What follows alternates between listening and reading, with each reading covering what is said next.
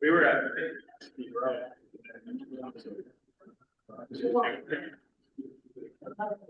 Well, good evening, everybody.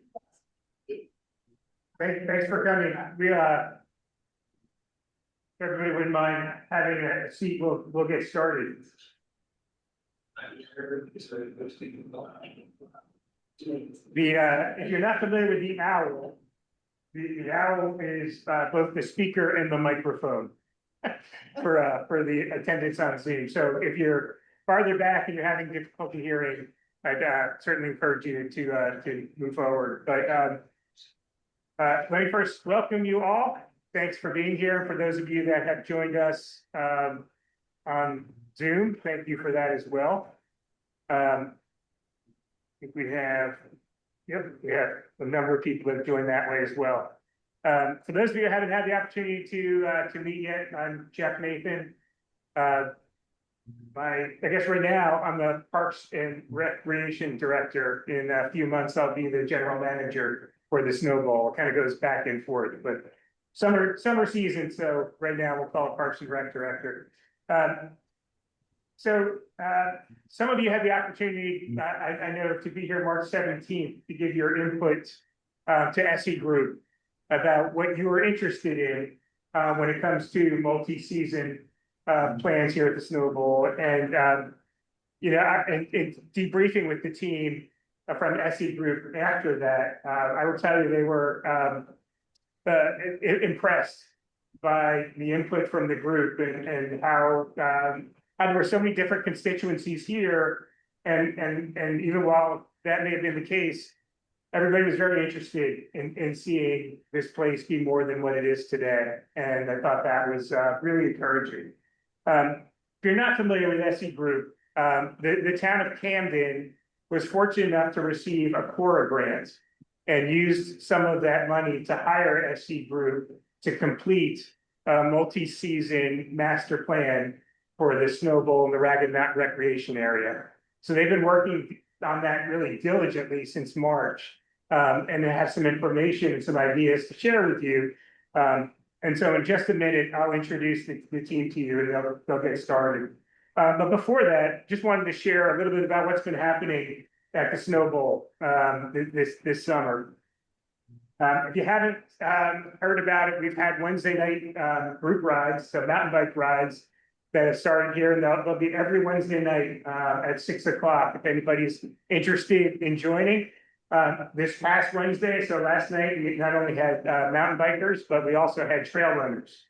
And what's great is our very own Jason, who runs both harbor dogs in the summer and snow dogs in the winter. It's just such an important part of our team here. He serves food every Wednesday night now too. So if you're not a mountain biker or you're not a trail runner, but you like burgers or tacos or beer, come on out and join us out on the deck on Wednesday nights. It's a lot of fun. The Summer Adult Softball League is in full swing. 2 Wednesdays ago, they also joined us for burgers and beer after the Wednesday night ride. And Friday, so Friday morning, we're having yoga on the deck. If any of you know Abby Rhodes, Abby was here this winter working in our ticketing office, and Abby is a yoga instructor and has been for the last 2 Fridays and going forward has been holding yoga classes out on the deck, which has been really great to see. Main Trail Stewardship has been at the Snow Bowl working on restoring some of the trails that are out there that really need some love. Right now, they're working on Jive down over near Tobogganville. So if you're on your way up the Cooler Trail and you happen to walk that access path up to there, you'll see some work that they've done. They'll also be working on a reroute over on this side of the mountain by Hosmer Brook and fixing some erosion area up by the Red Diamond Trail up where Lookout comes into Muscle. So really excited to have them here.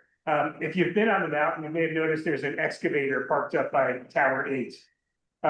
We've rented an excavator and the team's been actively working on restoring water bars that just really needed some attention. So there's 3 of them that have been completed thus far over on Clipper, and 2 culverts that have been restored on the access road.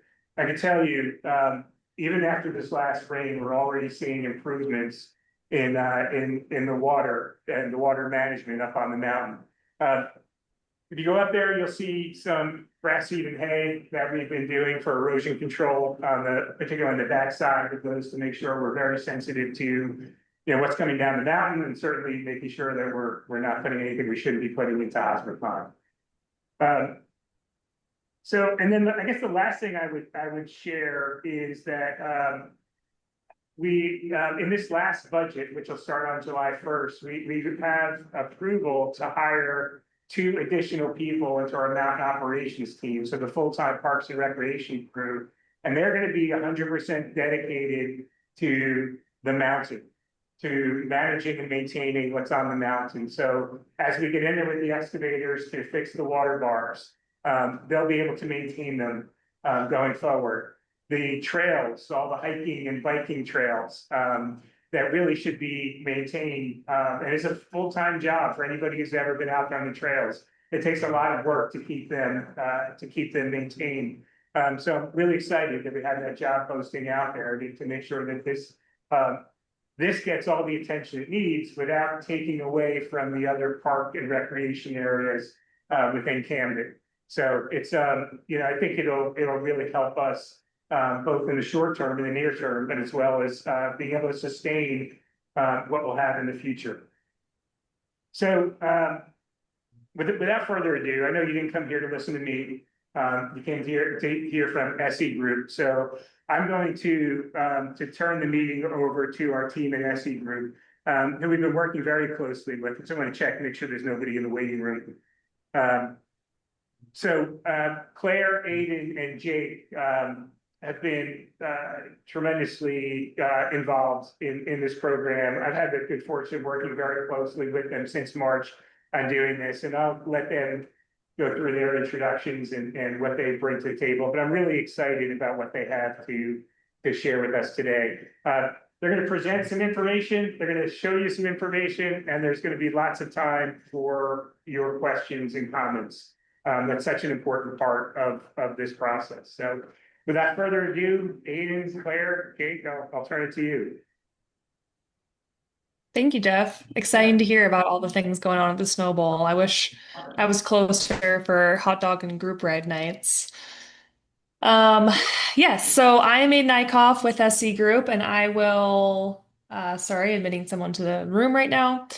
But I will kind of lead the intro and then kind of pass it off to team members as we go through.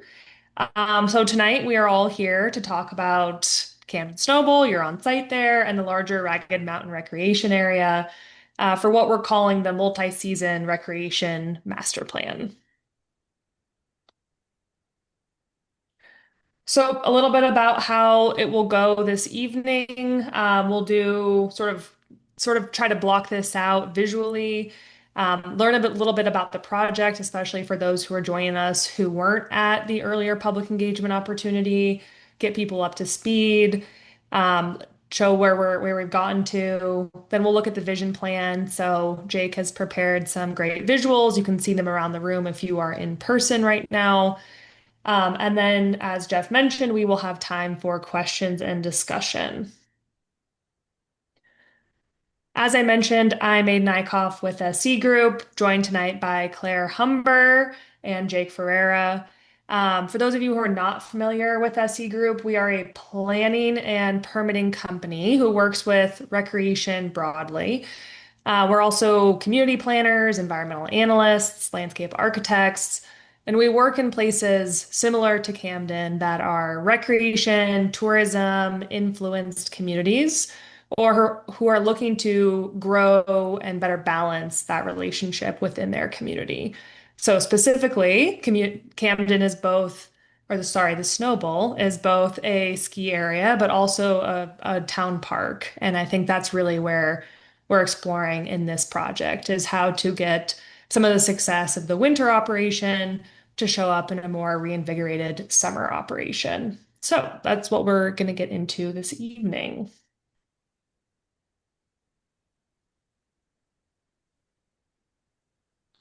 So far, our team has, I guess this is sort of a visual version of the project process.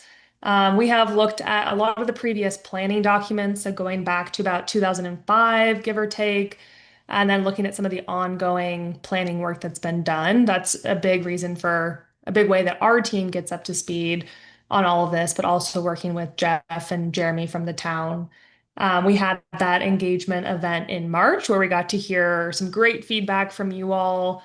As Jeff mentioned, a lot of energy, and it was really up to us to just try to channel that energy and capture that community spirit around the Snow Bowl. We also looked at the tourism market. So, as the Snow Bowl looks towards more revenue generating opportunities, potentially trying to see what role that visitors and tourists might play in that. So, understanding that landscape a little bit more. And then a big reason for tonight, looking at some of the visuals. So, where are these activities? How do they show up on the landscape? And how does the whole site work together to provide a great community recreation experience? And then finally, once we have more confirmation as to exactly what those activities are, we'll look at how that plays out from a financial assessment perspective.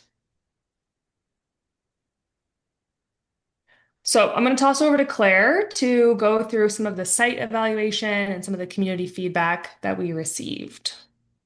Claire. Thank you, Aiden. And Jeff, can I just ask you how many people are with us today? Do you have a sense? Has there been a count? Jeff, who's in the room? There's about 20, 25 here, and I think there's another 15 or so on the. Perfect. Yeah, and let me just start by saying we're sad we're not in the room with you as we were in March. That really was a great meeting. And as Jeff alluded, we do a lot of public engagement and seldom do we see such sort of unity in a group and enthusiasm. So it was really a wonderful time back in March. And thank you for having us. And we're sorry we're just floating heads today, joining you from Zoom. So let's talk a little bit about evaluation. We planners like to call that analysis. What did we learn? Aiden, could you go to the next slide, please? What did we learn from the site? What did we learn from you and other members of the community? And then, as Aiden mentioned, what did we learn about the sort of depth of the marketplace? Because at some level, there is this piece of what can we do to harness the power of where Camden sits in the coast of Maine, and how can that help the Snow Bowl? So the site evaluation, let's start with that. So that's basically like the physical space. So this is, you'll have to thank Jake for these amazing graphics, Jake and the creative team. So this is a sort of a map, a sort of a oblique angle map of the Snow Bowl as it stands today. You can see in the foreground Hosmer Pond and the fields. You can see the existing A-frame labeled A. B is the Side Country Sports Rental Race Building. M is the maintenance building. You can see tubing is number 2. I think the boat launch is number 1. 3 is the pump track up on the hill there. HR is the Hotel Rockport, and the toboggan chute is right beside that. And then also you see a lot of squiggly lines heading up the mountain. Those are the proposed trails from the recently completed Trails Master Plan. So we are considering those an existing condition because of the initiative that, the train has already left the station on that wonderful initiative. The planning has been done. They're out flagging the first phase of that. Jeff and the team at the town are, sort of busily figuring out how to sort of fund building those trails. People have been hired to maintain them. It's a really exciting moment. And so we have considered in our planning, because part of our mandate was to sort of incorporate plans that are already completed and are sort of synergistic with the work we're doing. So we've considered those an existing condition. Next slide, please. You guys will have to forgive me. I'm like just at the tail end of, I hope at the tail end of a cold, which is a little bit of an insult to injury given how hot it's been this week. All right, so what did we learn on the positive side about the site? So many things, from the sort of wonderful character of the A-frame and the history and the sort of love for that sort of historic building. Also the new lodge initiative, and we almost considered that an existing condition, which is a little funny to say, but we know that the need for a new lodge was identified over a decade ago, and there's been a lot of sort of support and enthusiasm for that project, and a lot of sort of identified need and benefit that additional space would bring to both the ski operation and the sort of year-round operation at the Snow Bowl. The ski area infrastructure, it's always, we do a lot, as Aiden alluded to, we've been working with ski areas for almost 70 years now. And, in the last couple of decades, as the ski industry as a whole has kind of transitioned into a sort of a multi-season perspective, the fact that that sort of ground zero comes with ski lifts and big buildings and big parking areas. It's a really amazing asset, and one that shouldn't be overlooked. I would also say, and I'm sure this is greatly appreciated by the crowd and is evidenced by the introduction today, the sort of the recent sort of development and focus and effectiveness of the operations team led by Jeff, really can't be the power of that, the opportunity behind that can't be overlooked. These projects only become real if they are led by a passionate team. And Jeff has done such a wonderful job already in sort of starting to harness the power of the opportunities behind the Snow Bowl. And he and Grace have been sort of doing wonderful work, and we hope we'll continue to do so. And we definitely see that as a definite positive for this project and for the Snow Bowl. And then last but certainly not least, and I kind of wish we had written this bigger and bolded it, but the view from the top of your mountain, I don't need to tell you this, is amazing. It's unprecedented, and it's very powerful.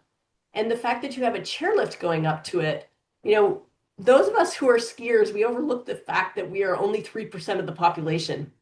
And the other 97% probably may have never even been on a chairlift, may have never been to the top of a mountain, and find that experience very unique and will seek it out. And I think that cannot be undersold. It's a very important piece of the puzzle here. The fact that the Snow Bowl is part of Camden Parks and Rec. When we were there on site in March, we spent a good part of a day touring around the area, and we went to, all the other Parks and Rec facilities and destinations in the town. And the fact that the Snow Bowl exists within the context of that larger recreational asset, I think is really important because, there are places to swim, there are places to boat, there are places to play tennis, there's a skate park in town, there's indoor space at the Y, there's a groomed cross-country lake loop at the high school when conditions allow. There's outdoor events at Harbor Park and the library. There's a lot of things happening in a lot of places, and we want to make sure that what happens at the Snow Bowl complements that, but also takes advantage of the unique variety of terrain and site characteristics, the fields, the pond, the what we've come to call the enchanted forest, where Tobogganville is. We really want to accentuate what is uniquely Snow Bowl, as well as make sure that it complements the larger public Parks and Rec offering. We heard very, very loudly how important the Snow Bowl is as Camden's hangout for the recreational community and beyond.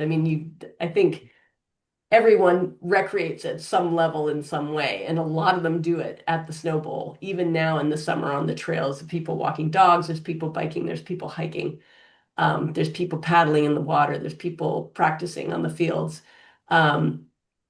And we heard, a lot of like, we just want to hang out. It's our hangout. And every Wednesday night now, it's a hangout. It's a great thing to see.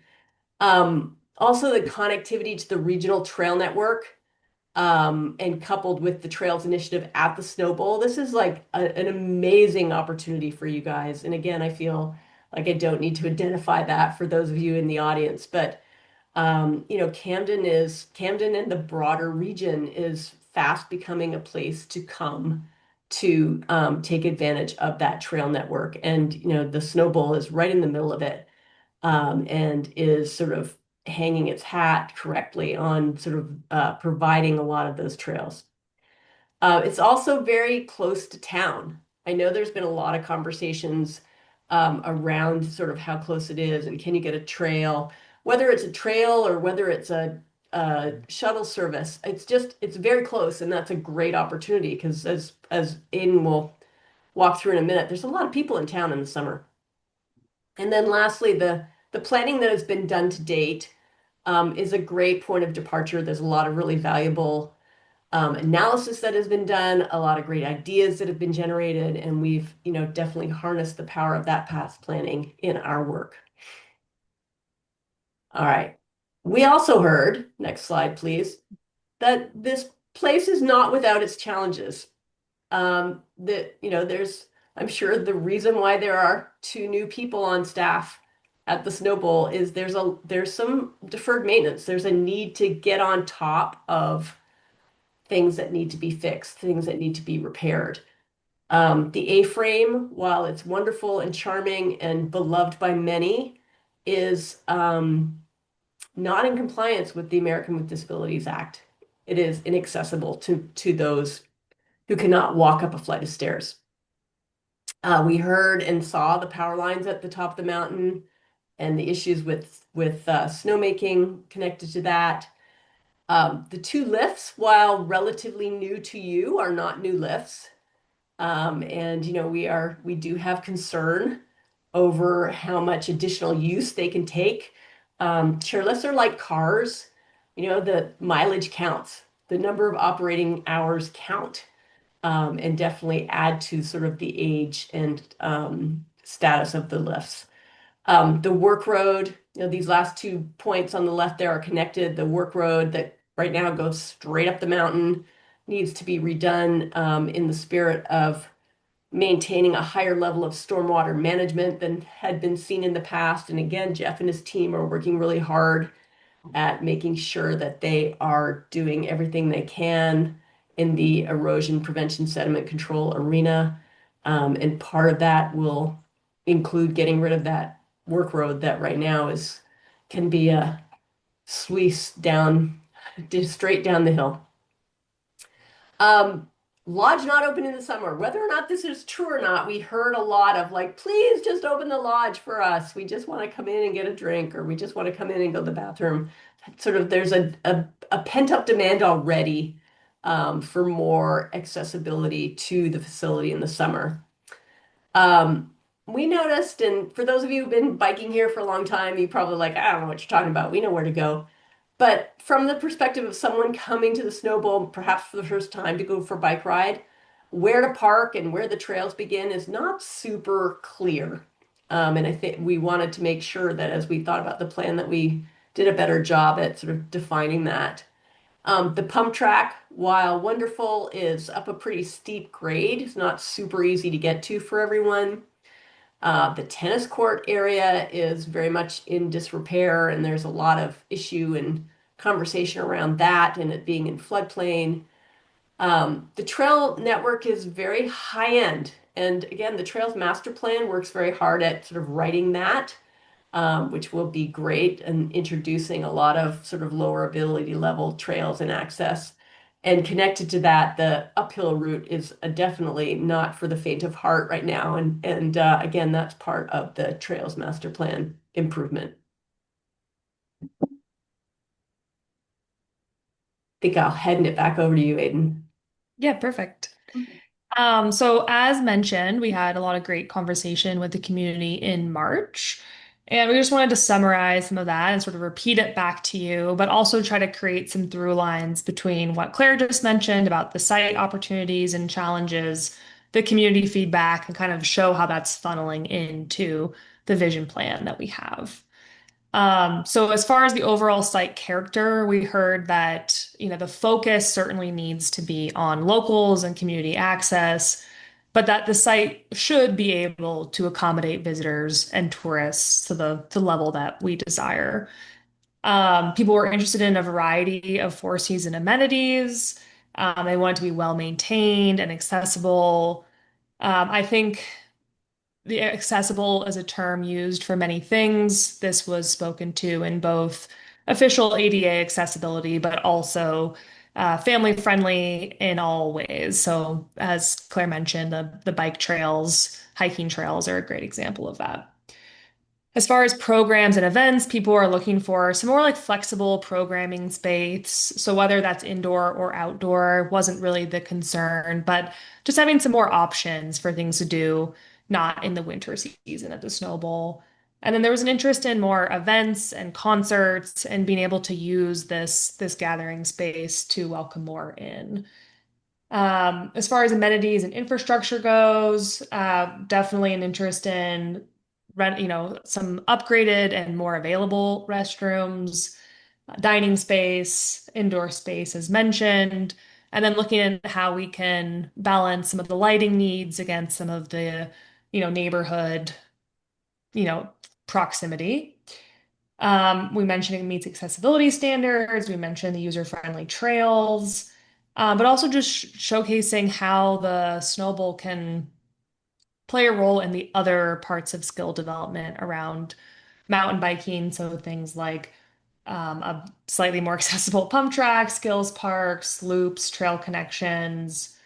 Along with that, in both winter and summer, having the events and conditions and activities be more available online. And then to Claire's point around how to move around the site, and we'll see some of this later. The site does have some great connections to regional trails, but some things are maybe a little bit more hidden than they could be, especially from a visitor or someone who's only there for the summer.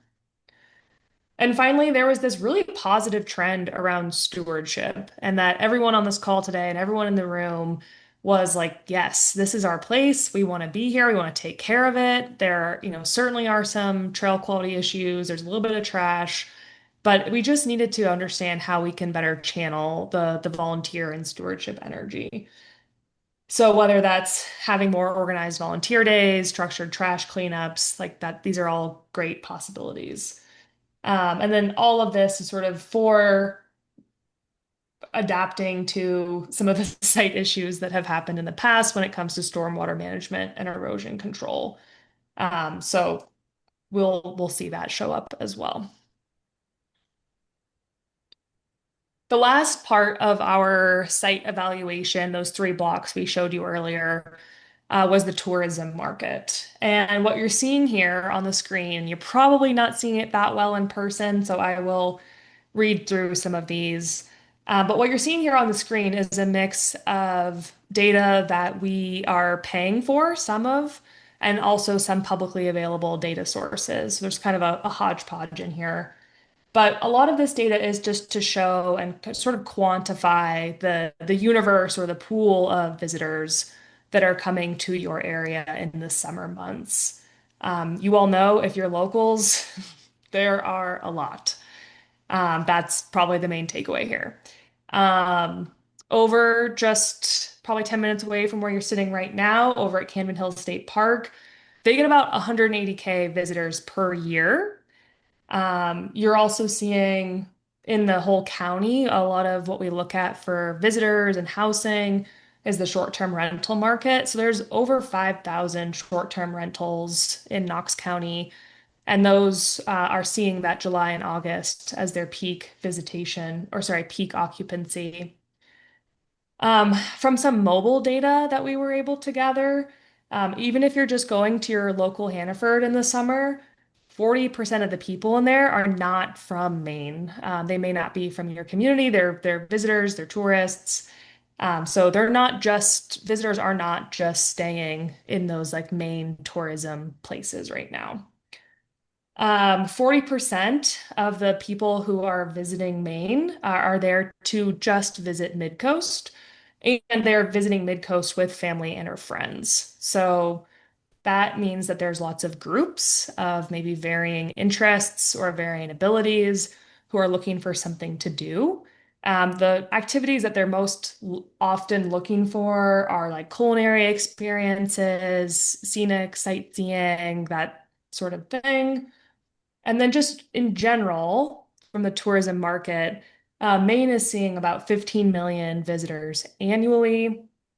And then in the summer, sort of zooming in a little bit from all of Maine the whole year, if you look at just Knox County, you're seeing about 800,000 visitors in that June to September window. So those are people who are not from Knox County who are spending more than 10 minutes in the area. And then sort of an interesting data point is on traffic. So Maine DOT, they have a traffic counter that's right between Camden and Rockport. And you can see this chart showing June through October traffic on that road. So going both ways, you're seeing about 1.65 million vehicle trips between June and September. And you can see that there's a significant peak in those July and August months. A typical like December is about 300,000, and what we're showing here is about 430,000 at the top. So quite a big swing. I think sort of the so what's from this is that there are a lot of people. We are not starving for visitors in this area. We're not having to do a lot to attract them. They're already here. So the things that we'll kind of need to make sure that we're considering in this plan is how we welcome visitors and tourists to this area in a way that's not impeding the ability for the community and locals to use this space. So you'll see that in our discussion in the final plan, but we'll also kind of show how we have phased our approach to take advantage of that as there are more infrastructure and staff and programs to absorb that audience. And this is just a map. Again, I apologize if you can't see it. We'll make sure that this slide deck is posted somewhere. But we're seeing a heat map of just downtown Camden tourists. I think this is between July and September. So you're seeing a lot in this Northeast New England area coming in, but you're also seeing hotspots from pretty much all the major cities throughout the US. So, as I mentioned to Jeff yesterday, I just think this is interesting. But you can see that there are people coming from all over to come to your area.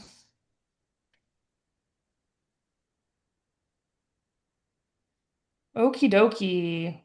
Claire, back to you. I thought you were framing this up. Oh, sorry. Back to me. Okay. So, the items I just talked about, those community needs and perspectives, and then that tourism market, we're really, really trying to be considerate of that exact balance here. So, the way that we're trying to show this is sort of through this spectrum. So when we think about parks and recreation and park amenities in general, there is a spectrum of development that also has revenue generating implications. So and sort of cost recovery implications. So if you think about some parks that may be sort of a mowed lawn and a bench is something that the town is just providing as a community need an open space. It has a lot of benefits that aren't necessarily financial. There's also these more tourism oriented park spaces that are often privately run that feel a little bit more like Six Flags or something. You go there once a summer with your kids. And we're trying to figure out where in that spectrum, where do we see the snowball as currently sitting? And also, how will some of these um, programs shift where it sits on this spectrum, but making sure that we're not going too far to kind of either end, as the snowball does have. Um, a community understanding that it might not be a money generator, but it shouldn't be a huge burden on taxpayers as well. So on the left side here, just to kind of read through this, left side is, fully local oriented. Think a town park, slides, benches, complementing the larger parks and recreation offering, but its main purpose is sort of that community gathering area. And then all the way on the other side, you can think of some sort of a roller coaster or climbing wall, or, I have a lazy river in here, something that is more of an attraction that is becoming that tourism magnet or visitor magnet. So, still something that the community can use, but doesn't feel like the community perspective is the main reason for existing there. So, what we're seeing today, and this is a little bit squishy here, but we're seeing that the snowball is definitely more on that local oriented side, but it also does have a ski area and ski infrastructure that does attract visitors currently. It also does have some events in the summer that are probably also pulling some tourists and visitors as well. The way that we've set this up is we have kind of broken down main parts of the vision plan into three buckets. Categories is maybe a better term, that we're calling near term, long term, and aspirational. And we'll start with the near term. And I think another thing to point out really quickly is that even with, full build out, most amenities, most programs, we're still not at the full right side of the spectrum. So moving that way, but not getting to that more, Six Flags water park kind of situation. So in the near term, expanding opportunities for community recreation and developing the facilities, events, and programs that utilize those and allow for the snowball to have increased cost recovery. So paying for a concert, going to the hot dog and burger stand after your group ride, all these things that are not just town saying, hey, we built all these trails, come for free and leave and have a very small impact on the overall revenue. So that's the near term, allowing for increased cost recovery, but still probably not getting to any sort of making money, which is fine. Long term, we're positioning some of those activities and building from the, let's say, success of the bike trails and the great trail plan that OSI created, and adding some activities and amenities that build on that. So, positioning those programs and events to still support community recreation needs, but are also becoming to be maybe more on that visitor radar. And then finally, we have the addition of the aspirational category, which is more visitor facing amenities that really put the Snowball on a map for, hey, I'm driving through this area and we have to stop here. We have to go do this thing. It's showing up on the top 10 things to do in Mid-Coast. It's just something that becomes, just as people driving to the top of Camden Hills State Park kind of would capture some of that crew. I think as we transition, Aiden, the thing I would add to this is the reason why we call that third phase aspirational is because we believe very firmly that things like this, addition of attractions like this should only happen once everything else has been achieved and the desired results have been achieved or exceeded. Because typically with these sort of aspirational, sort of tourism oriented things, they are usually very expensive. So there's a high risk, potential of high return. But we want to make sure that the snowball is in a position of power moving into that so that the risk is lessened because you have a vibrant, successful, sustainable business happening already and have a higher degree of certainty that people will continue to come. So, and the nuance there is sometimes these things are considered the sort of the savior, like, and I'll use the mountain coaster example because I know it's been talked about in the past. Oh, if only we built a mountain coaster here, all of our problems will be solved. We don't agree with that premise, nor do we recommend it. So I think that's that term aspirational is very intentional here. All right, so I think that's a segue into let's get specific here. Okay, so what do we mean by near term things? Well, the first item that, I think we already sort of talked about being, we almost consider this an existing condition, but this continued investment in the bike and hike trail network. The bike optimized flow trails, the hiking loops, that are part of that trails master plan. We also see the opportunity to add destinations to that. So, places to take a break, enjoy the view, the sort of wayfinding and trailheads that go along with that to really sort of make that system, as attractive and appealing as possible to the broadest range of audience. And also, some visitors will come. Like that's not a priority or a focus at this point, but anyone who has a bike here knows that you find out about places like this and you go there. So I think getting ready for that to happen. Expansion of events, and that is directly connected to the last bullet, which in facility development, including the new lodge. So kind of optimizing the use of your venues. We call them venues. So the buildings, and perhaps a picnic covered pavilion so that you have an outdoor choice as well. But really making that work for you from a revenue perspective and having a little bit of making those buildings work harder for a longer period of time, not just during the ski season. And also concerts. I know that there's a jazz. Boy, has that happened already? The annual. Oh no, it didn't. Or did it not happen this year because of the window? It'll happen in Isn't there a August. jazz event? Pardon? It'll happen in August. August, sorry. So I know you have an annual concert, a jazz concert, building on that opportunity to bring people to the Snow Bowl, start to generate excitement of people being there, and of course, provide an additional revenue generator. Likewise, the expansion of programs, um, again, to sort of take advantage of the trail network that you're building, and be able to use it for bike clinics or camps for kids, sort of organized nature walks, increasing the amount of lift rides. I know you do lift rides in the fall now, but sort of taking advantage of that view at the top.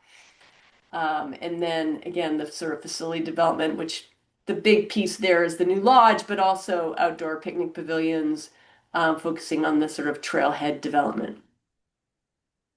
So a little bit of what those things might look like, 'cause we always like to sort of create some excitement around the imagery.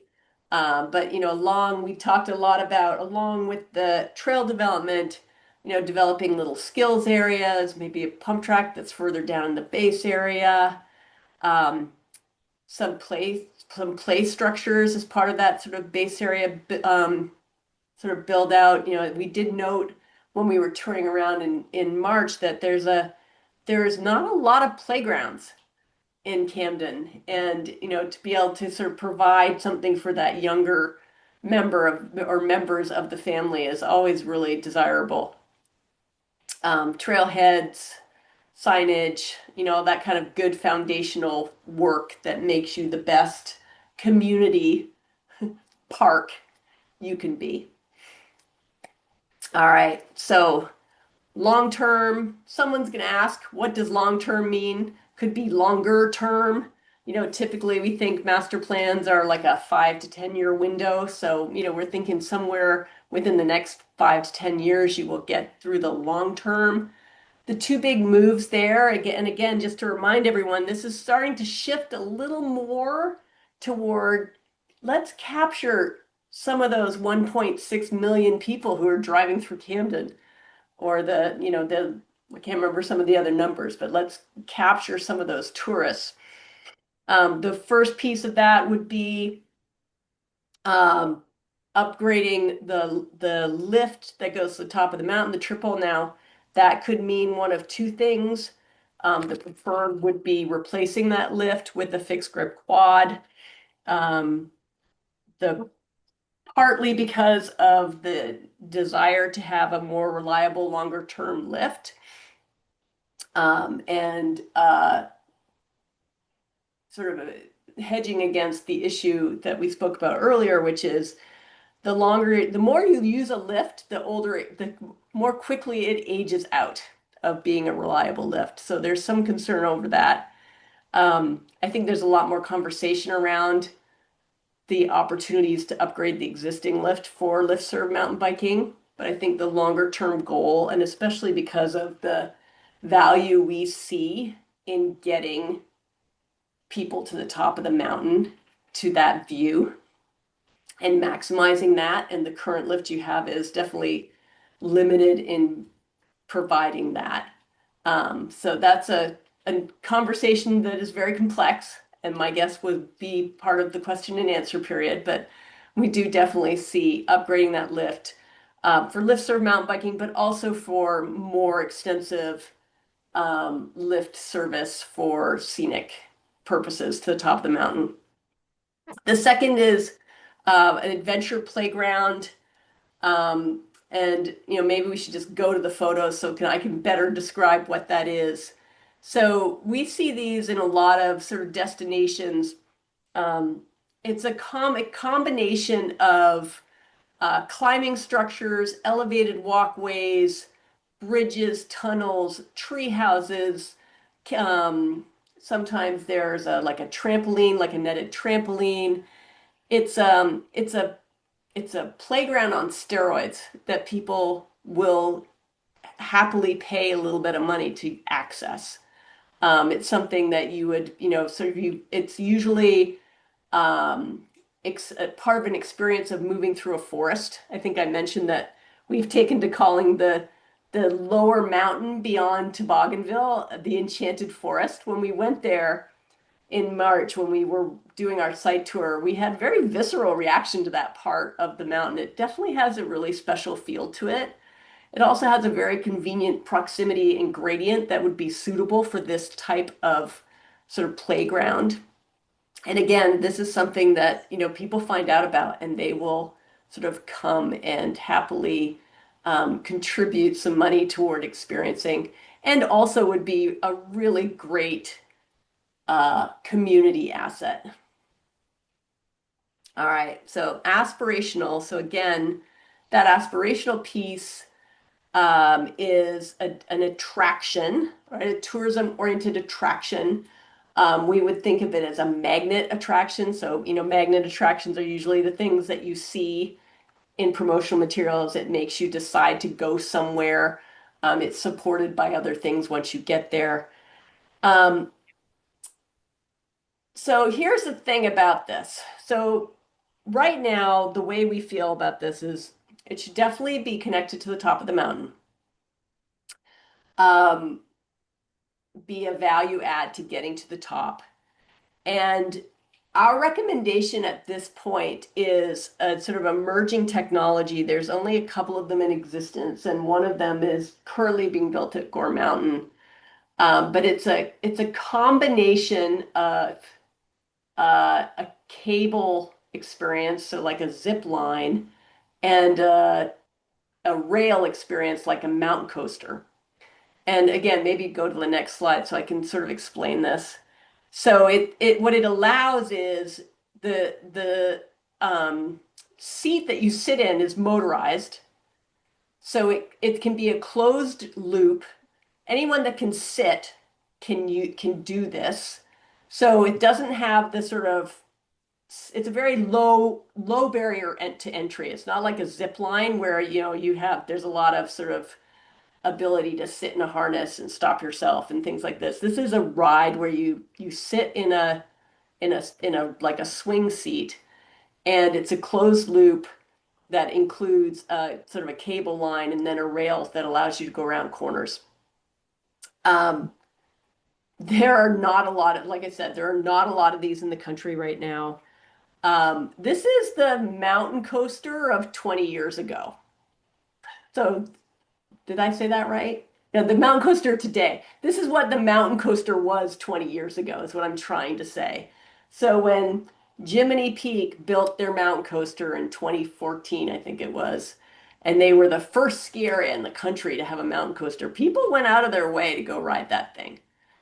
That is not the case anymore. There are quite a few of them in the country. They're quite expensive.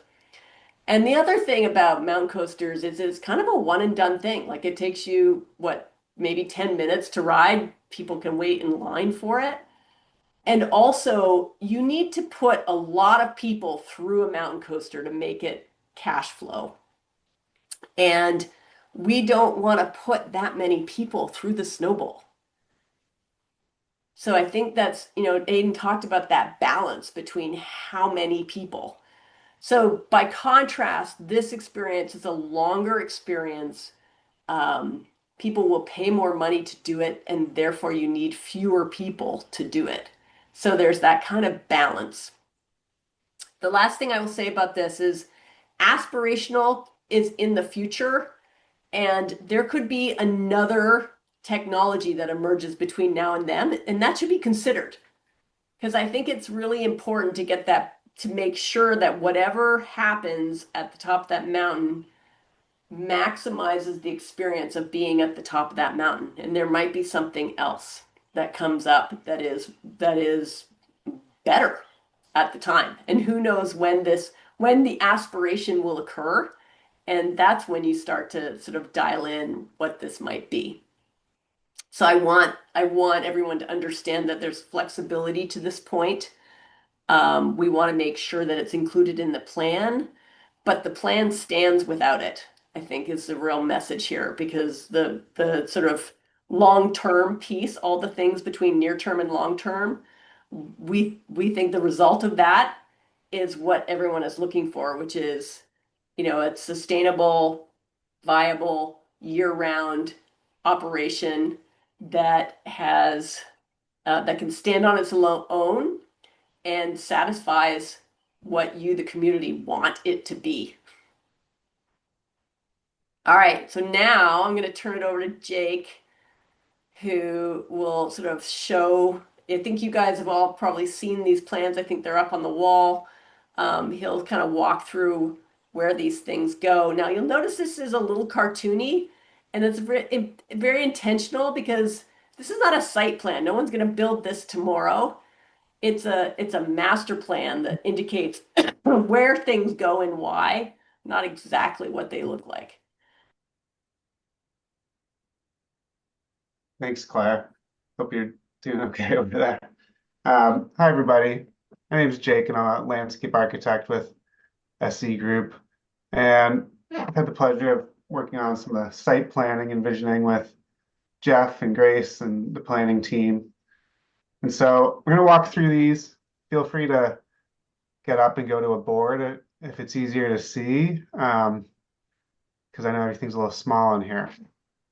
So, the site planning responds a lot to what we've discovered in the visioning process, but also responding to a lot of the existing conditions on the site. And, there are a lot of wetlands here. There's a lot of steep grades. There's a lot of setbacks from the shoreland zoning. And so there's not a lot of flat areas to build on. There's ski operations in the winter, differing in the summer. And so, developing on this sort of site is challenging, but there's a lot of great things that can come from it as well. And I think, our plan working with the Snowball staff really tries to maximize what can be done here. So I think we kind of have see the site as organized around these, 5 hubs. So like the 5 big labels on the plan. The heart of it all is the Snowball base area, around the A-frame, new development around buildings. Hopefully in the future, there's what we're calling the Snowball Park, which is the parks and fields. There's the Tobogganville area, and hopefully the addition of, some cool adventure play and just, increased use of that part of the site because it is so cool. And then, the top of the double chair is also, a really nice destination that we'd like to take advantage of, as well as the top of the triple, the summit of the lift. So, this overall vision plan, gives you a general breakdown of kind of organization of the site. There's a couple main things to point out at this scale before we zoom into the base area. And you'll see it as, number 1, 2, and 3. And 1 being that, based on the proposed trails, we really think that there's, some advantages and potential of having some hiking loops and hiking trails that are, a main core of the Snowball visitor experience. And so, as an easy entry level loop trail, you can, hike up through the Tobogganville and Enchanted Forest to the top of the double to have a really nice view and continue to loop back around back to the base lodge to end your trip. Or if you're a little bit more adventurous, you can, hop on number 2, the blue trail to the top of the triple, and get a really beautiful view and experience from up there. And maybe even if you're lucky, take the chairlift down one day. And then number 3 is what we've shown as this mountaintop scenic experience, the aspirational item that ideally is a lift accessed tourism experience one day if that if you would decide to head in that direction. Aidan, I think we can jump to the next slide. So zooming in on the base area plan here, and I know things are small on the screen of labeling and numbers, but I'm kind of going to walk you through from the entry to the Snowball and across the page to the left. But the idea here, actually, sorry, we'll start with the buildings. So A, the A-frame, the lodge you're in right now, we don't see that going anywhere. I think it's a really special building to the character of the Snow Bowl, and hopefully we'll get some upgrades and continue to be a main key part of the operations. But to the left of that, what we've labeled D is the proposed new lodge that has been, in planning for a long time. And we do hope to see that come to fruition and be a main core piece of the plan here. But to the right, building C, that is planned as a kind of interim building to help facilitate the rentals and ticketing that has been lost from some of the other building that was taken down this summer. And that's a space that we see is necessary to really help promote the ski operations at the resort. B, to the right of that, is the Side Country Sports Building, and we think that eventually we hope to see that be taken over fully by Side Country Sports and kind of be a flagship store that can help draw people in and really start creating this great synergy between their operation and the Snow Bowl. The maintenance stays where it is. We need those guys, and then all the way to the left, the HR, the Hotel Rockport. We'd love to see that building be renovated in a way that retains its historic charm, but that can serve as a trailhead, potentially bathrooms, potentially concession for the Toboggan National Championships, and be a hub that can anchor the other pieces of the property. So those are buildings. Now we'll walk through some of the site improvements. So now we'll start at the entry.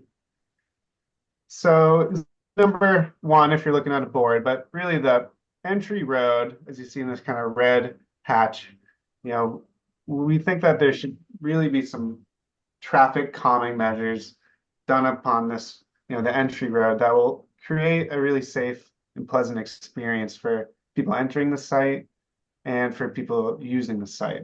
As the site gets more activated, we really want to make sure that people are moving slowly through here.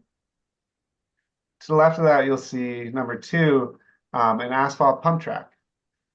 That is in the place of where the tennis courts are today. Through this process, we've identified with the team that the tennis courts are really in disrepair, but that there are other places within the town of Camden's Parks and Rec system that court sports like tennis are probably a better fit. And in working with the team and some of the recommendations from the Trails Master Plan, I really felt like having an asphalt pump track that could be used by all different types of users would be an appropriate way to replace the tennis courts in a way that works with the federal grant funding that paid for them. So it has to be a recreational use. So then as you continue to move into the site, you have formalized some parking in number three. And then within the field space, have labeled number four is a perimeter loop around the fields that could be used as a walking trail for really easy access, and also hopefully a little bike trail, bike skills trail, and fitness loop around that. So fitness stations, little jumps for kids biking, but to have them be separated so that the different types of users can use these trails safely at the same time. As at the top of the field, as you head towards the base area, we have labeled number five. We'd like to consider a small pavilion and a small play area and a wayfinding station, so that while families are using the field, that if they have kids or if you want some shade to watch some of the sports that are happening, that it gives an outlet for families to spend all their time at the field and not have to be spread out around the whole property to keep everybody together. And then as you head into the parking lot, we have a couple proposals to make the circulation for cars and pedestrians a bit safer. Where the cursor is on number six, the entry to the snow bowl has kind of a redundant double entry. And in the winter, and one of those entries is closed for the tubing operation anyway. So we'd like to see one of those closed and turned into a pedestrian corridor that can be used in the summer months, and then it'd be closed in the winter for the tubing operation. And number 7, in the middle of the parking lot, you already have that bank of trees there. We'd love to just see that kind of built upon and just have a really nice, clear, safe pedestrian crosswalk that can connect the different pieces of the site in a flat and accessible way. So within the base area, the core area by the A-frame and the proposed lodge, where we've shown as number 8 is really what we'd like to see as just a cohesive entry and drop-off experience. Something that connects the side country sports building to the A-frame, something that will connect the A-frame to the new lodge. And within that, have a really great entry experience. And what we've shown as the yellow kind of circles is main wayfinding kiosk locations that people will be able to easily find as you enter the site and tell you where you need to go. Very clear, very visible. And the white circles around that are kind of your secondary wayfinding locations. So signage, direction arrows, things of that nature. But the yellow is really like your big kiosks, wayfinding points. So we're going to jump to the snow front on the kind of uphill side of the base area. And we'd love to see some sort of hardscaped area or path connection that will join the proposed lodge to the A-frame building. That could create a really nice patio space and also create a space for vending or bands to set up. 10, a little beyond that, is kind of just, it's really just creating this flexible lawn space, which you really already have, but just trying to keep that area open and available to play for kids, yard games, things like that for events, and also become this kind of amphitheater for bands and music when they come and play at the Snow Bowl. Hey, Jake, really quickly, just in the interest of time and questions, if we could just hit the Speed it up a little. main things here. Yeah, Sure. you're good. You're good. Well, that, was pretty much it. But to the right of that, 12 and 13, we'd like to see some bike skills, movable bike skills there for kids and adults. And then as you move just towards the left of the screen, you have your event area number 14, an improved tubing hill in operation with a rope tow. And then, all the way to the left, the Enchanted Forest play area, and hopefully a connection to the Rollins Road, the dirt road, for a safer bike connection where you don't have to climb too far. And that does it. Thank you so much. Mhm. And thank you everyone for probably squinting at the screen for a while. As mentioned, we will work with Jeff to make sure that these are available somewhere on the town website so you can review them. But know that all of this is very much draft. We want people's feedback, and we're open to the final portion of the evening, which is the questions and discussion. So it looks like there's a couple of things in the chat, and I'll look at those. I haven't been doing a great job monitoring, so I'll look at those really quickly. But Jeff, maybe you want to help facilitate some questions from the room there?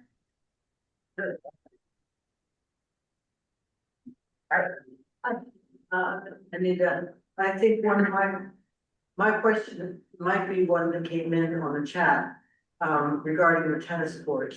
I'm not a tennis player, but to do away with the public tennis courts and say there's space elsewhere in town for those, I question that. And given that you already have the space that's could easily be renovated and upgraded back into a serviceable tennis court, it seems more reasonable to maintain a public open tennis court here, because you've got the square footage, square yardage, square mileage here that you don't have it in town. Thanks for that. Yeah, so, but the proposal here is not, again, it's a draft, and ultimately it will be up to the town to decide. Tennis courts are very important. I get lots of feedback about the tennis courts, and, it would be very expensive to restore them where they are.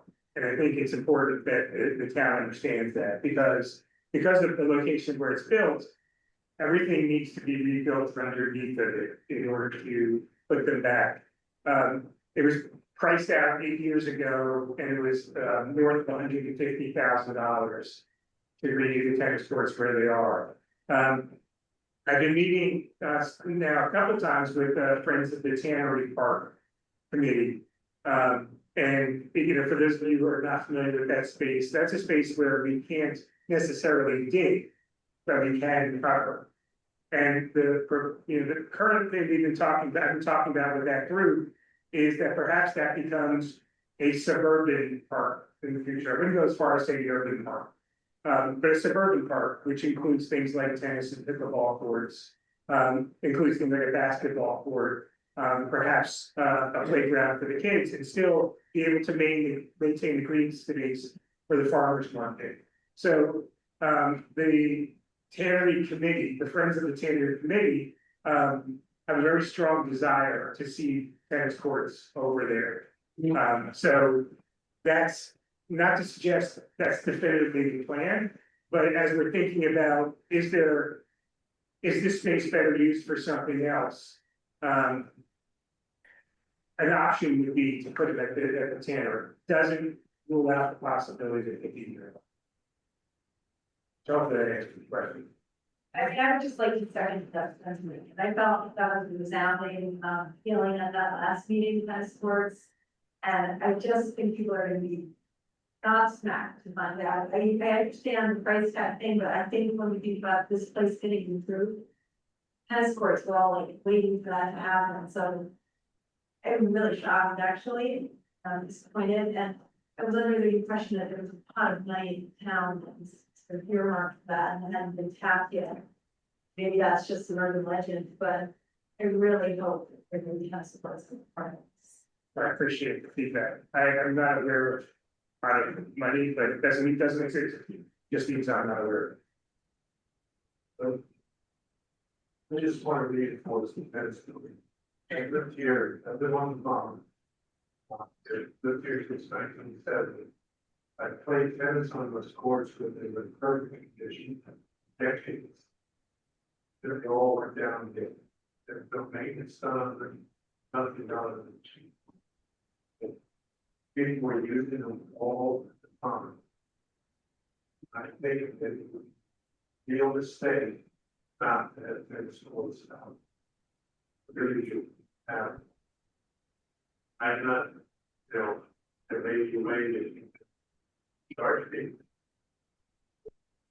Maybe a revenue that I do, the system, but I really do think that whether it's $160,000 or not, that those courts are fair for something. Yeah, I appreciate all of the feedback on the tennis courts. That's why you hold these meetings, right? So that we make sure we can make decisions based on what the community wants, but the town wants. Thank you. And the owl is both the speaker and the microphone. So if you wouldn't mind, when you have something to say, just please speak up so that Claire, Amy, and Jake are able to hear you. And I can also relay questions too, so make sure that they can hear. Paul, thanks. Yeah, I have a question.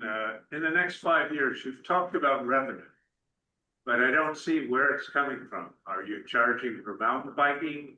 Are you planning to run the chairlift? Where is this off-season revenue coming from all the visitors that are coming to the area? Oh, Yeah, are you good, Jeff? yeah, go ahead. Sorry. Yeah, that's a good question. So the short answer would be yes to all the things you mentioned to some degree. So the thinking in the near term, um, you know, the events, right? You would be getting revenue from all the different types of events that would be hosted, the clinics, the camps. You know, it's interesting with with trails. Well, and actually with a lot of multi-season activities, it's not just the, I always like to say it's not just the stuff, it's what you do with the stuff, right? So the trails in and of themselves are not necessarily a revenue generator. How you use them is where you get the revenue generation. So, you know, the way we've been thinking about trail use, you know, understanding that it is a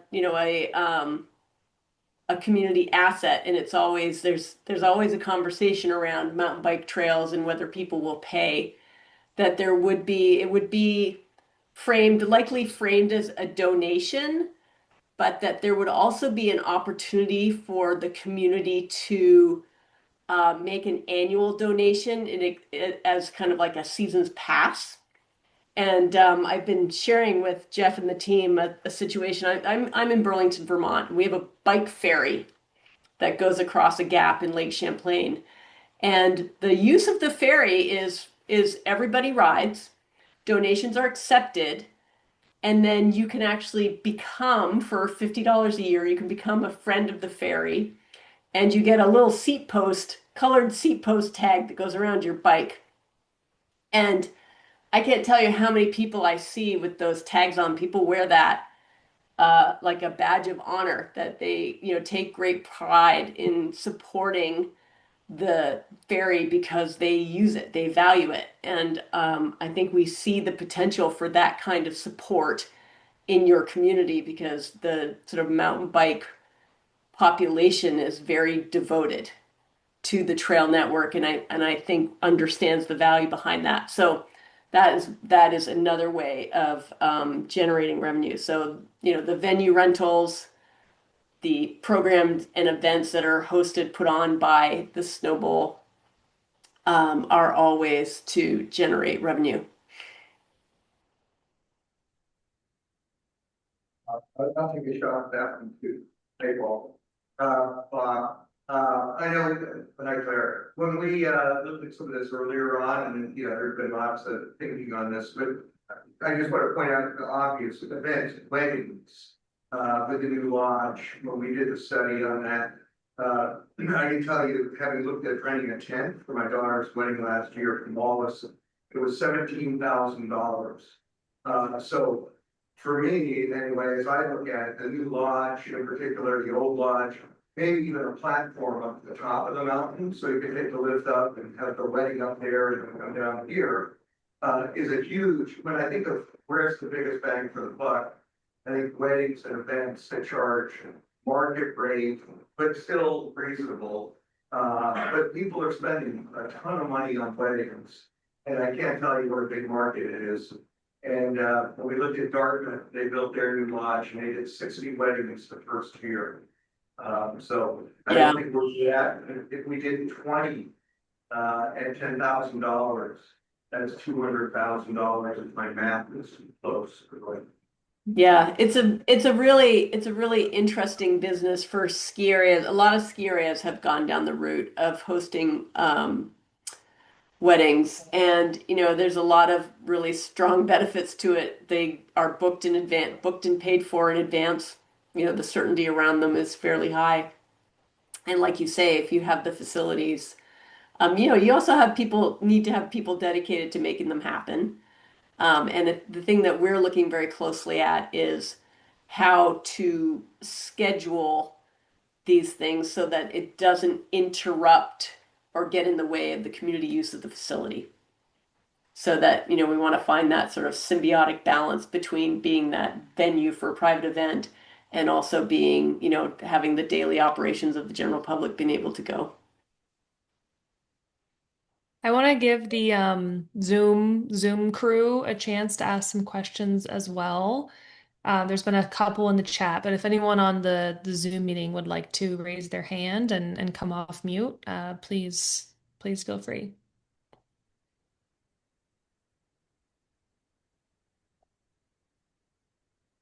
going with the chat. Michael, you off mute? Yeah, has anybody considered having like a high-end hotel, restaurant, slash event space up in that top area near the triple or even the double? Um, Thanks, Michael. We have not for a lot of reasons. One being the sort of conflict between being a town-owned place and operating at sort of a big private enterprise like that. Um, Two, the space around the top of the mountain, there's not a lot of space up there for a big building. I think that sort of environmental considerations would be quite extreme. And then the other is the sort of like mountaintop. I mean, you're right, that would be fantastic. It would also be very expensive to build and very expensive to operate. So, that might be an aspirational plus plus idea. Um, and likely, like, we would not recommend that in the context of this plan being a community facility. That feels a little far to the right on that spectrum that Aiden spoke of earlier. I just wonder if if the goal is to kind of get the snowball, making a little bit more money, between that and I've done some market research on, ski resorts that have put in water slides, which could probably be removable. And, just doing some quick math. I mean, even if we got half of the 800,000 visitors to Camden to visit, a small water park, I mean, that could be revenue of in excess of, over $20 million. So have you guys considered that at all, or is that something that the community would be interested in? Well, I think again, like yes, thought about a lot of these things. The challenge with things like that is the balance that I talked about earlier, like the number of people you're talking about, something that would be fairly high throughput, right? So a lot of people. And we should have mentioned this when we were talking about the site evaluation. You definitely there's a parking constraint at the Snowball already, which we've talked a lot about alleviating through potential use of shuttles and sort of off-site parking, like when we were talking about the sort of aspirational activity at the top of the mountain. There's an idea where that would actually start downtown. There would be a presence downtown where part of the ride is actually getting in a bus and driving up to the Snowball, so you're not getting in the way of that parking. But we definitely want to make sure that we don't overpopulate the area and in the process spoiling what makes it so special. Now, I will say your idea, you did say mountaintop hotel and restaurant. If there were a an opportunity for someone to have, like, there was a mountaintop restaurant, like an on-mountain restaurant, even a small one, with a lift, that would be fantastic. Mm-hmm. It's always a challenge operating something like that with a chairlift. Usually the perfect scenario for that is a gondola. And again, that's, cost plus, plus, plus. We start to get into the realm of very aspirational. But I think, and it's actually probably something that we should sort of consider in the plan, is some building at the top of the mountain, because that would really elevate that experience. And as you say, provides an opportunity for additional revenue generation.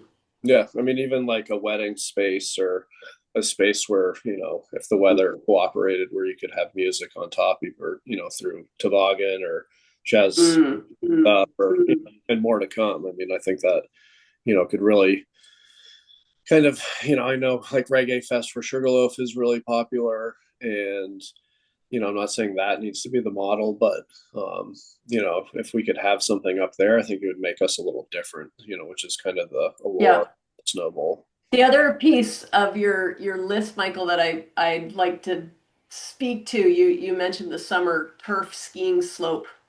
Mhm. We're currently working with an area in Iowa called Sleepy Hollow that recently installed, and I think they're the third in the country, a product called Snowflex, which is an artificial slope snow surface. And they opened it last year.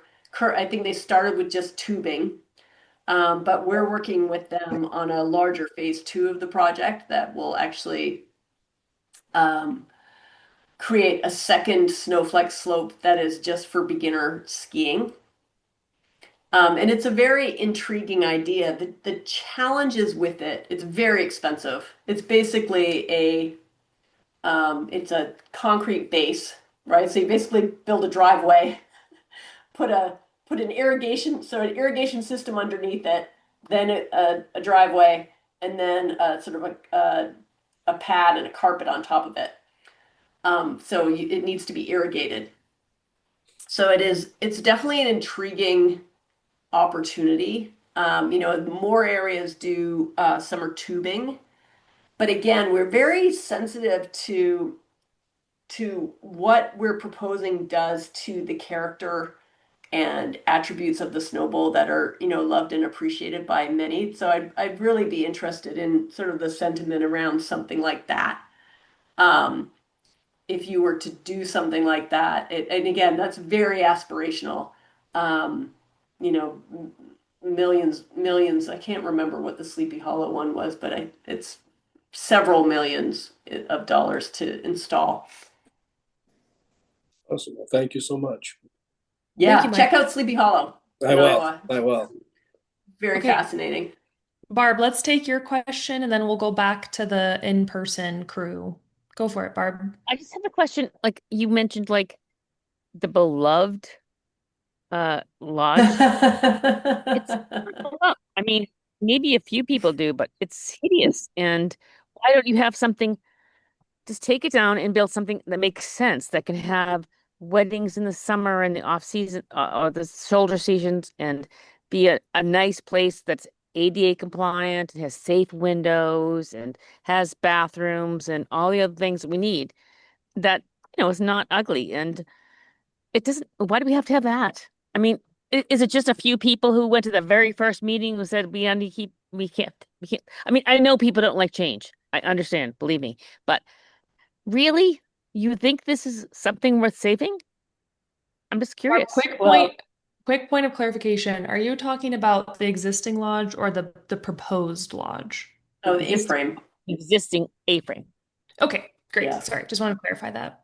Well, I can tell you, Barb, that at the first open house, and there was over 70 people there, there was a lot of love for that lodge. And I guess I would also say, and I would defer to Jeff on this because all of the past planning work that we have reviewed um, refer to community sentiment around keeping that A-frame. But my question, how many have you really studied how many people in the community really think that, or just the people who went to the first meeting thought the lodge was awesome? I mean, Well, I versus think, what it could be, yeah. because I think Well, this, what I'm telling you is it was the first meeting I think plus we the have, background material that we were provided with. So I would defer to Jeff and or I don't know if I don't think Jeremy's here, whether that has actually ever You're been breaking taken up. to a vote. Yeah, I've learned to love and hate this lodge at the same time. Uh, so, but yeah, the general community sentiment has been, we love the lodge, but we want to see a new lodge. And please, if there are folks in the room or on the phone who are, who have a different thought on that, and not saying we shouldn't consider something new. I love the idea of a new lodge. But if you think the sentiment has been something other than that, I'd love to hear that. But that's, since I've been here since September, that's been the message I've heard. okay, my last comment is just, I think there's a lot of people who are not paying attention, ate that lodge. They're just not involved in the meeting. So, Okay, and I really appreciate that, Barb. excellent feedback, and I love the idea of a new lodge for all the reasons you described and for what it means in terms of, what we can do here. Bob mentioned the weddings, and this is such a special place. I think there are some people that would jump all over the idea of getting married here if we had a better facility to support that activity. So, And no, as a mountain biker, I just think this area has a tremendous. just wanted to mention, my daughter got married here in 2014. We had 200 people here. We had a band and we had a great time. And we loved it. And I had people tell me that it was the best wedding they had gone to. So, see this spot. Right here. So, right here. John. Top issue is that accessibility. Yeah, so John mentioned that one of the top issues is the lack of accessibility in the building. Mhm. Yeah, it is a big challenge and there's no way around it. It's I just for context, I looked into putting a ramp in. And we need 12 feet of horizontal for every 1 foot of vertical in order to be ADA compliance. And we are, depending on your elevation, where exactly you're trying to get to, we're about 12 feet higher our elevation in the parking lot. So that'd be 120-foot ramp that we would have to maintain year round, but beyond maintaining it, I know this from personal experience with my mother spent a good part of her life in a wheelchair. Trying to push somebody up a 120-foot ramp is a challenge. So that becomes impractical, which is why, we've talked about, and if anybody saw the select board meeting where I proposed the potential for an addition onto this building that would include an elevator. Yeah. That makes more sense. I think an elevator is a much more practical thing. My preference is certainly a new lodge, for all the reasons. But I also think we have to, we have to be reasonable and say what are alternatives to that, because that's very expensive. Yeah. And so, alternatives are, spending probably a little bit less money than that and making this lodge accessible. Yeah. Yeah. Concepts to add on to this lodge out that way. It's a significant way of looking at this here and adding on a big space, this lodge. And I can tell you, it's an architect that cost of the building, or no, cost of the building was off the charts. Cost of the building was off the charts. And I think there is the possibility that might get new space, in this space, might get new space, by extending this lodge or half the price. I'm not opposed to it. I'm still opposed to it. The same, there would be an awful lot of talking before we see a new lodge. Looking at other alternatives and suggest that it's still worth. And so, Claire, if you couldn't hear that. Yeah, can you repeat what was said, Jeff? Yeah, the commentary was about, it would be less expensive to put an addition on this lodge than it would be to build a whole new lodge, and that, we should consider that. There have been, historically, there have been, plans and design, for this lodge to actually include an addition.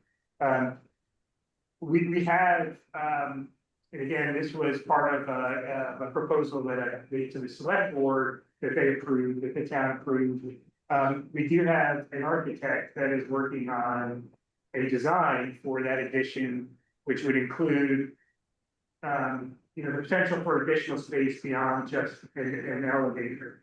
One of the things, if we decide, collectively that the new lodge is just cost prohibitive, perhaps this gets dormered out. And an addition goes here that expands the community space and allows us to provide those amenities like bathrooms, refreshed bathrooms, and an elevator. So we are already working on concept designs for that. We're certainly a long way away from doing that, which is why when Jake was talking about the building we intend to put down in the parking lot for ticketing and rental, the reason it's going down there, this trailer has to be demolished. It's no longer safe.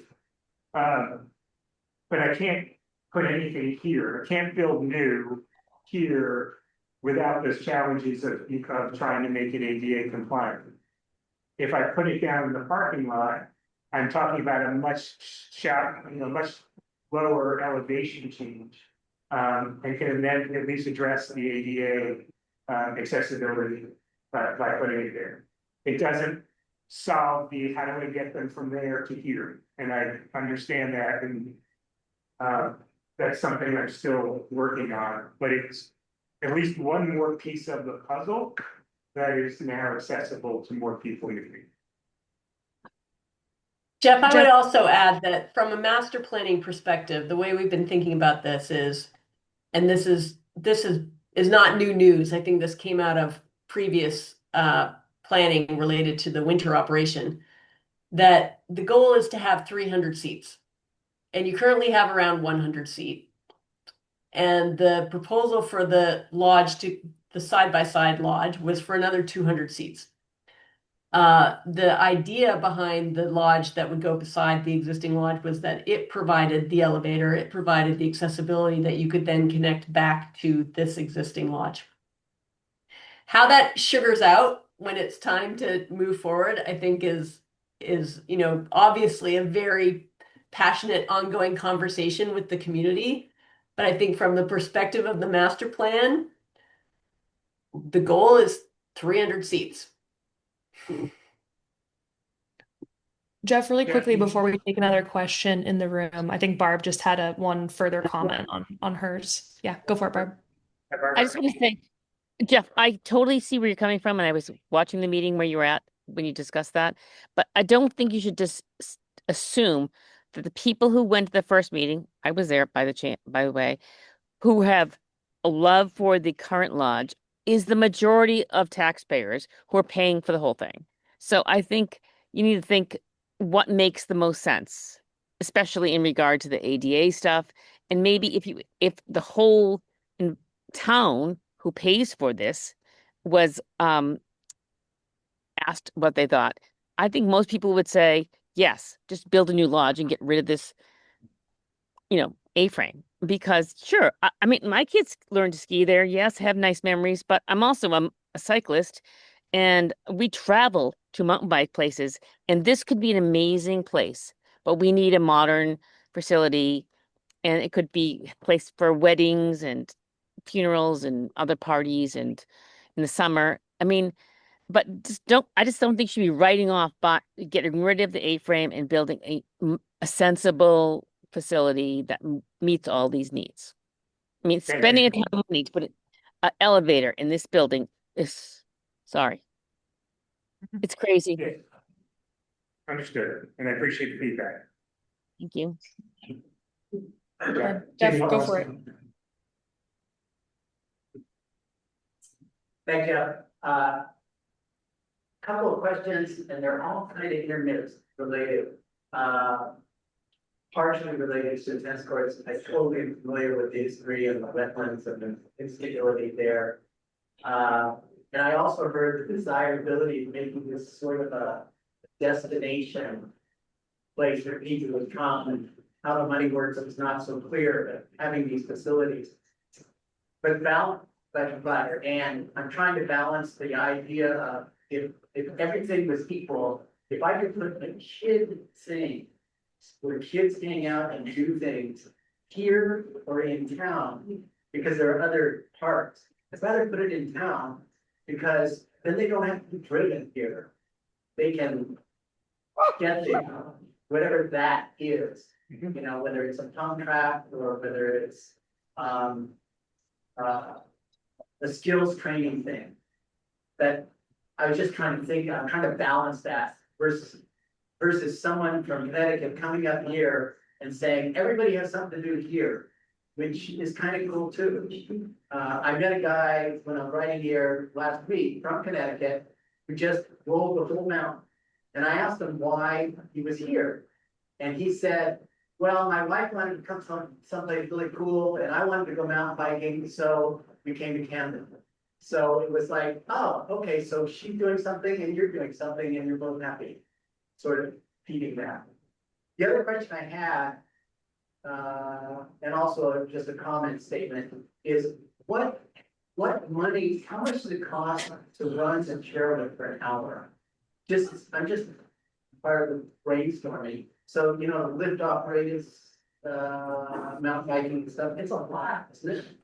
What kind of, how do we offset that? I don't know. Yeah, the triple. Yeah, the triple.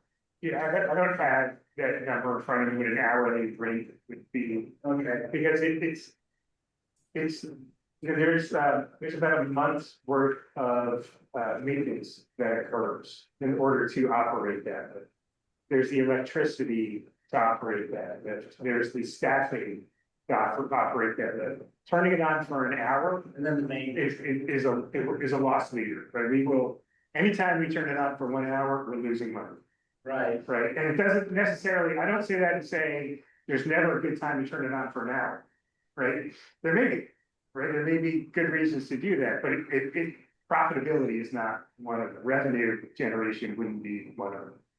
And then related to that, in Corvallis, they have a park, a state park, and they do the same thing that Claire was saying about the sticker on the bike.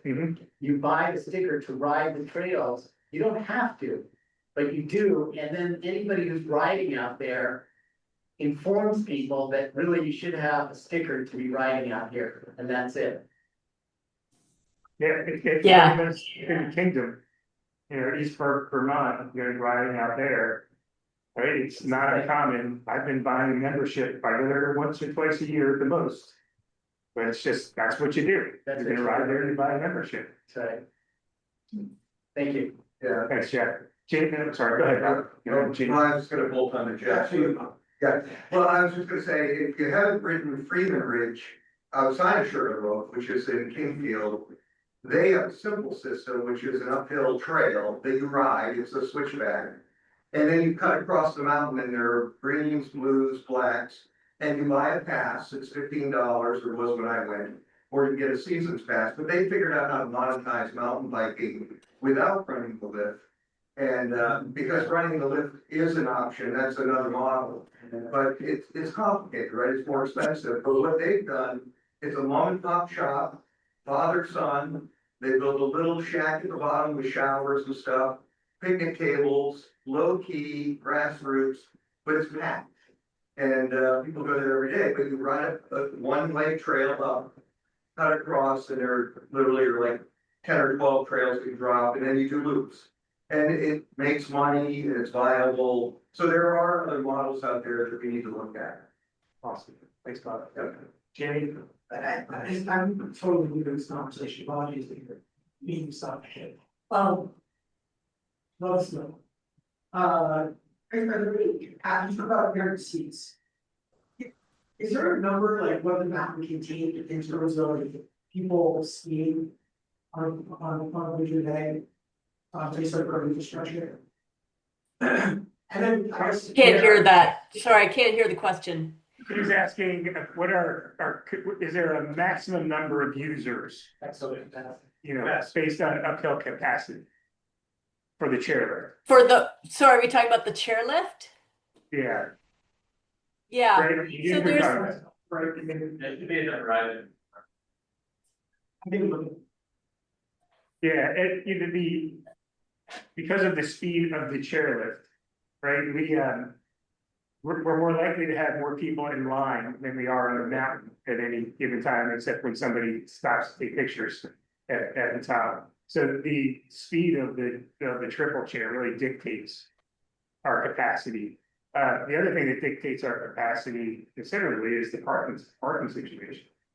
If you were here this winter, February break or Christmas, and you were looking for a parking spot, and you didn't get here early, you were probably parking somewhere and somebody was cussing under their breath because you were blocking them in or something.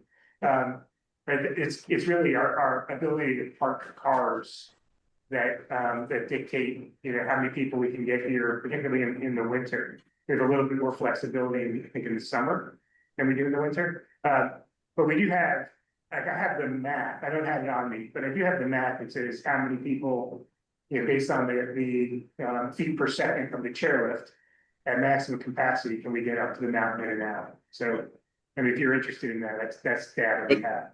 But you guys aren't doing that under operational norms. I mean, you guys slow the lift down when the hill gets too crowded, right? I mean, most ski areas kind of control the flow based on the line, right? We don't regulate the speed of the lifts based on capacity. They no. they're pretty slow to begin with, actually.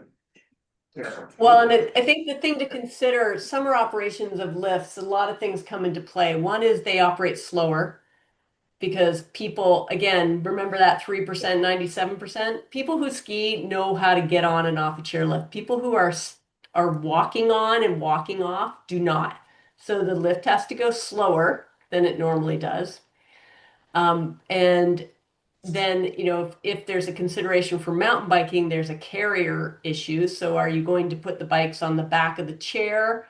Are you going to replace some of the chairs with carriers? So that can further sort of decrease the capacity of the lift. So it's just a 2-speed lift, because I'm familiar with lifts that are variable speeds and can be adjusted. So we're talking about a fixed grip lift. So there's a fixed grip lift, which the nuance, or a detachable lift. So the nuance, which Michael's referring to, is a detachable lift.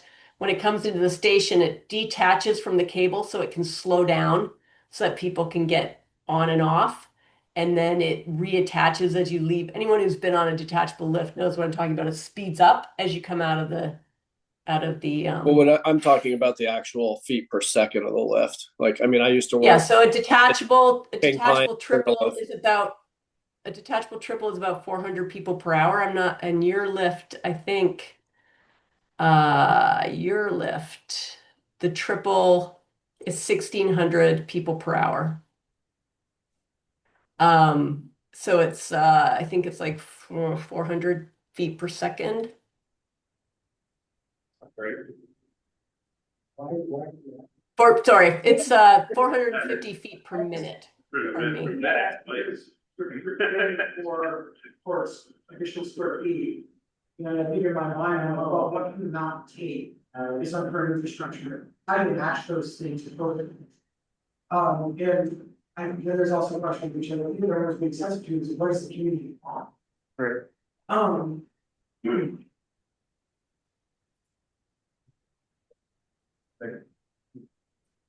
I think again, I am just starting to mountain bike on this mountain. I've got to get back and I'm excited about getting to know it. This guy knows it like the back of his hand.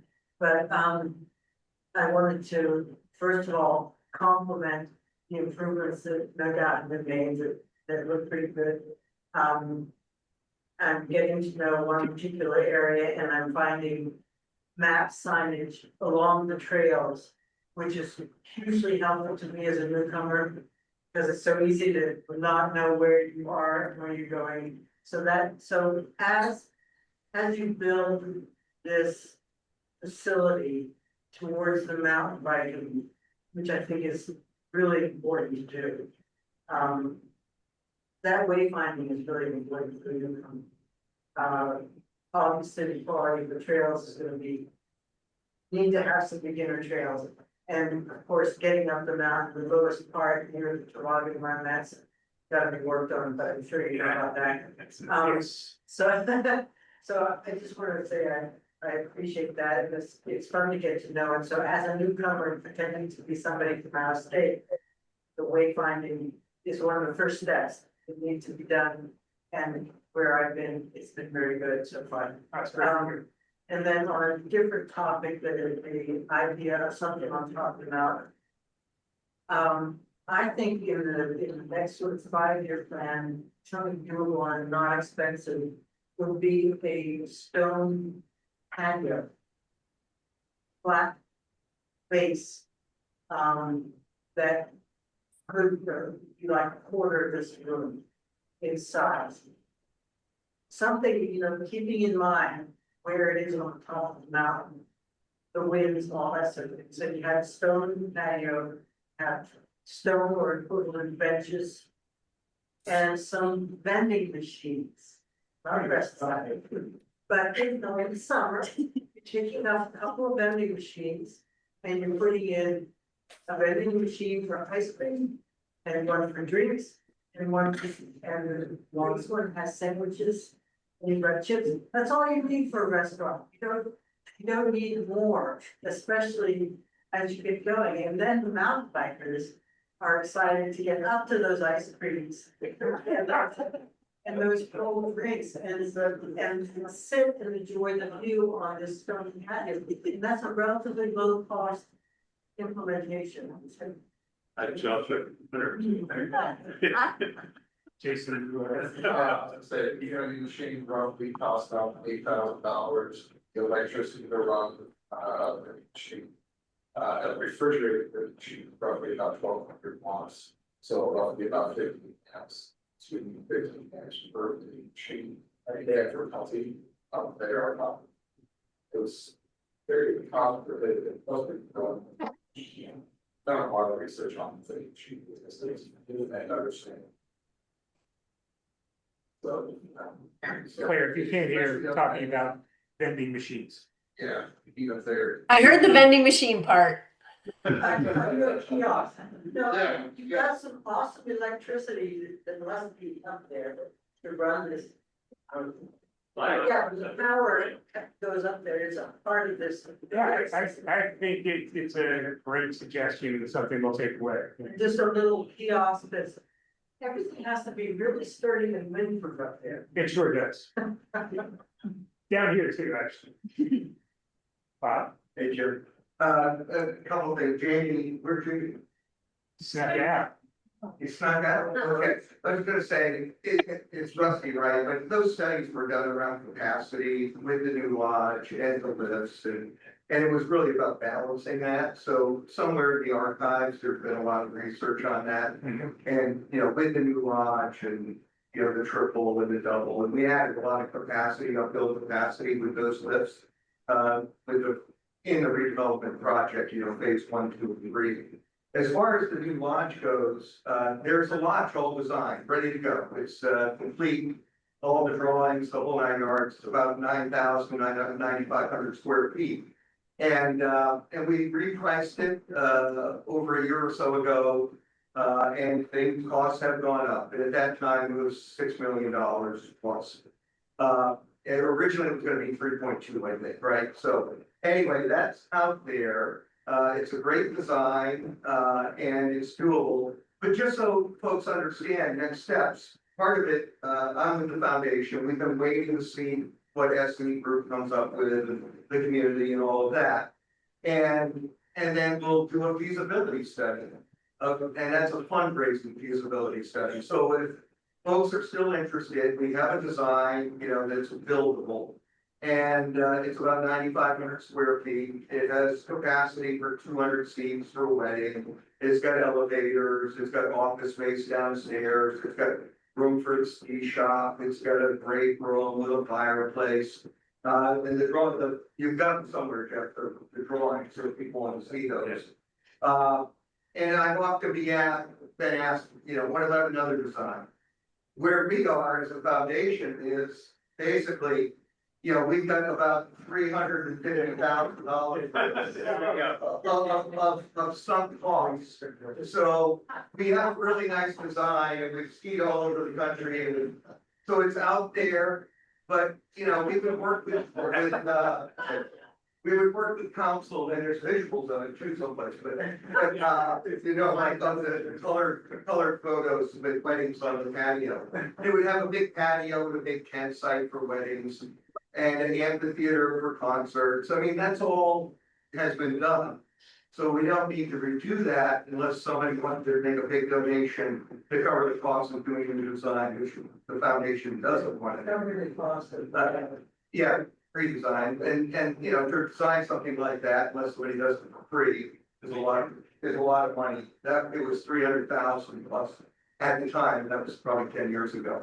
But the point is, if we get to the place and the next step would be a fundraising feasibility study. And what you do is you go out to the community, obviously to the people that love the place and the big donors to see, could we raise that kind of money? And you do that by interviewing key players and so forth. And then it would be also, would the town want to be part of that? Like they were last time. On the first redevelopment project, the agreement was 2/3, 1/3. The foundation raised 2/3 and the town did 1/3. And I know for me, if I was building a house and somebody said, I'll give you 2/3 and you only have to pay 1/3, that was a pretty sweet deal. But, the climate changes and all of those things, so I'm not even suggesting that would be the model going forward, but that was the model last time. And we raised a lot of money and things costed more. And part of that was there was lighting and erosion issues and things like that. And then things just cost more. And as we're seeing now, but as a few builders have told me, things aren't going to get less expensive the longer we wait. So anyway, just a few thoughts on lodges and construction. A lot of work has been done. These guys are doing great work. The OSI has done great work with the trails. And there's a lot of research that's been done that we can easily pull back out. Thanks, Bob. Thank you, Bob. Thanks, Bob. There's a little echo. Jake, Jeff, we are at time, and I actually think ending on Bob's, looking forward, how the foundation can help raise money for future infrastructure projects is a great way to wrap things up. To Bob's point, that is certainly, all of this will have a price tag, and having the foundation and the town and state funding and federal funding will all need to be tapped into to complete a lot of these objectives. Please. And also just to remind everyone of that, one of those earlier slides that Aidan showed, there is a sort of a financial assessment that goes with this reporting, which connects the dots between, the opportunity, the proposed ideas, and what that would look like as far as the amount of visitation, the amount of revenue, the amount of operational expense, and the capital that would be required to build. Oh. Are we still on? Looks like we've been turned off. No, you're still on the owl, but the television. It's just the screen. That's totally fine. The presentation part is wrapped up. Concert's over. Please, if you one more thing. have Too much screen time, Jeff. Yeah. Cut you off. All right, well, Aiden and Claire and Jake, thank you very much for spending the time with us. I think this was really helpful. So I have one last question, Jeff. What goodies has Jason prepared for you all this evening? Oh, see, he did last night. Last night I had the place. Oh, last night. It was amazing. All right. Awesome. All right. And just to everybody here and on the phone, just a big thank you for, once again, all of your input. It's really important that we get your voice in this process, so appreciate you taking the time on a Thursday night to spend it with us and share your thoughts. So thank you, everybody. Thanks, Alex. Have a Thanks, great everyone. one. Thank you so Happy much. to be there. Thanks, Aiden. Thank you, Jake. Thanks, Bye. Jeff.